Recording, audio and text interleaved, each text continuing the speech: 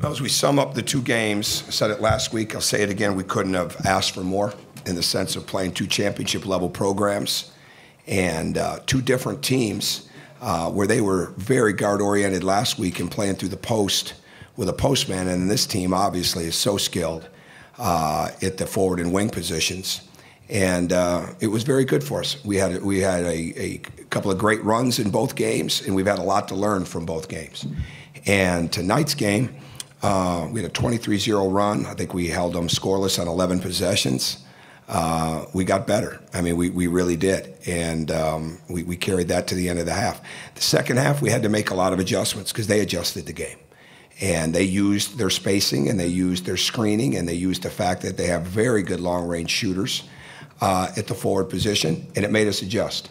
And I thought that was very good for us as well because we had to do some things on the fly, things that we haven't covered as much conceptually yet, and guys had to figure it out. And we figured it out with some matchups, and we were on some limits with minutes a little bit tonight with a couple of guys, and some guys that are recovering and were banged up with injuries, or I shouldn't say injuries, but banged up over the weekend, so we wanted to keep the minutes limited as we prepare for the first game Friday night. But a good adjustment game for us, and we learned a lot of things. And the biggest thing that our team has got to take away is the champions play to the final second. All right, they never go away. They're well coached. They're very skilled. They're versatile.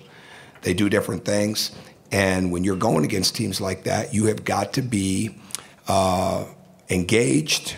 You got to have not only mental toughness, but tremendous mental quickness to be able to get into the game immediately. And you got to impact the game. And some guys tonight did a very good job of impacting the game. Some other guys not so well. And that's why we have competition. And when you've got the level of where we want to go when it comes to playing a pace and a speed of the game, you need depth. But before you have depth, you got to have real competition. And consistency leads, or hopefully the competition brings the consistency. And that's what we're in the midst of finding out right now. So if we had a bigger list of positives than we would concerns, then we'd be lying to ourselves, just like most teams would this time of year. We're 2 games in the exhibition season against 2 outstanding teams, outstanding programs, and we've had a lot of different things we've had to deal with inside of those 2 games, and now we're getting ourselves ready for Friday night. So. First question, Zach? I guess talking about that, and I know we probably talk a little bit too much about all the size you added, but at both ends of the floor, do you feel like there's still some things guys are working through with having that size just because of how unconventional maybe you were at times last year and having to get used to just having those bodies and what's different about having size? Oh, well, that definitely, without a doubt. But I think the biggest thing is the defensive part of it. And when to help, when not to. We game planned for certain players, more so in this game than we did last game with how we wanted to cover them. And but at the same time, we knew we were going to see great skill level, I thought, from their forwards, which was going to challenge us, and it did. It really did. And so we've got to get used to our best teams have been able to just say, okay, we're going to switch everything and we'll figure it out as we go. We're not there yet. We're not there in that position and that's what last year's team could do that because there wasn't as much of a size differential in our lineups. But now there is, so we've just got to continue to develop that. But that's where athleticism and awareness and staying in a stance and all those kind of things come into it. So we'll adjust. Terry, Coach, in that 18-0 run in the first half, just talk about what you did really well on defense, especially within that run. We challenged everything. And when we were late and in rotation, we got great shot challenges. We rebounded the ball. And we did a really good job of not over-helping. We played the rules that we had on a couple of guys. We didn't try to have it in mid-season form on what our rules were on players, but a couple of them. And I thought they did a really good job of that. But I give Scott a lot of credit for what he did in the second half. He came out and he spread the court. And our length and our quickness was more of a factor in the first half, and then he really stretched this out, which made our communication and especially on the ball screen become a real factor. and it exposed it a little bit. So we've got to get better. But I thought we really did a good job of being aggressive. We had a ton of deflections in that time span, and we came down and got really good shots on the offensive end. Jeff? You talk about the defense and some of the things obviously aren't a midseason form. What's your biggest concern and kind of what's the next thing that you want to get, sort of moved ahead as the regular season starts? For the players to understand how competitive it is right now. I think that's the biggest thing. They truly understand that if we're going to be a two-deep team, we can't have a drop-off either way. It's not about who the 5 starters are. It's having everybody capable of really impacting the game. Players, fans, maybe even sometimes some of you look at it and put a lot on the starting lineup. I don't. I look at how we start, right? How we start is more, and that's where the starting lineup comes in. Are we going to come in with a good mindset? But it's really how you finish.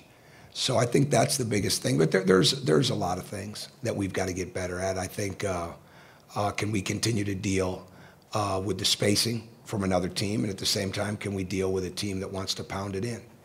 And there's got to be ball pressure in every one of those aspects. And tonight in the second half, that wasn't as good for us.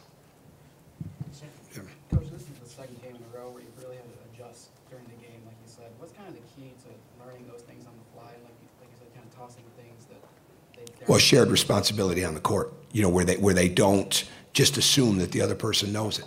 Okay, especially when you're doing things that they haven't done a lot of. But it's like offense. It's conceptual. Okay, if we're going to switch to a front, then we're going to switch to a front.